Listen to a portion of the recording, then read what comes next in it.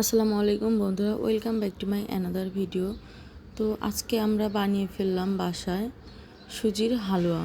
প্রথমেই আমি একটি কড়াই বসিয়েছি। তো তার মধ্যে আমি ঘি দিয়েছিলাম 3 টেবিল চামচের মতো। তারপরে সুজি দিয়ে দিলাম 1 কাপের মতো। দিয়ে এখন আমি সুন্দর করে লো হিটে এটাকে ভেজে নিয়েছি হালকা ব্রাউন কালার করে। ভাজার পরে আমি এটার প্রসেসিং শুরু করলাম। আসলে দেখা যায় বাচ্চারা তো অনেক সময় বায়না করে সুজির হালুয়া খাবো বা কি খাবো বুঝতেই পারে না তারা। তখন দেখা যায় ওদের রুচির জন্য একটু বানানো হয়। তো হালকা করে রান্না করলাম এই সুজির হালুয়াটা, একদমই নর্মাল। তারপরে আমি ব্রাউন কালার করে ভেজে নিয়ে উঠিয়ে নিলাম।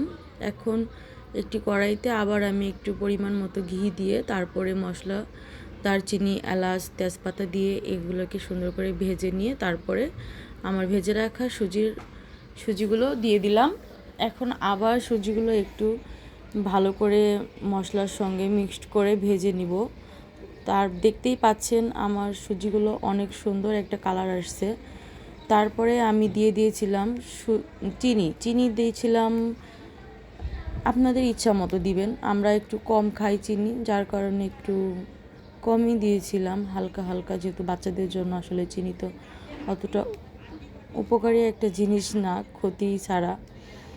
তো আপনারা যার যার মতো করে দিয়ে নেবেন। তারপরে আমি দিয়েছিলাম পরিমাণ মতো দুধ।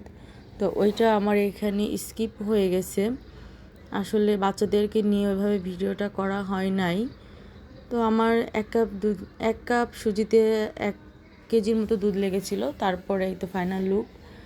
এখন দেখতেই পাচ্ছেন আমার বাচ্চারা এখানে খাচ্ছে। খাওয়ার সময় আমার বড় ছেলেটা বলতেছিল আম্মু অনেক মজা হয়েছে। সে বুঝতেই পারতেছিল না কিভাবে দেখাবে আমাকে, যে কিভাবে বলবে আম্মু অনেক মজা হয়েছে।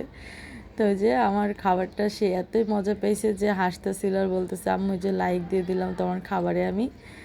তো বন্ধুরা, ভিডিওটি যদি ভালো লেগে থাকে তাহলে অবশ্যই একটি লাইক করবেন। আমার ছেলে দেখাই দিচ্ছে কিভাবে আপনারা লাইক করবেন। Tata, bye bye.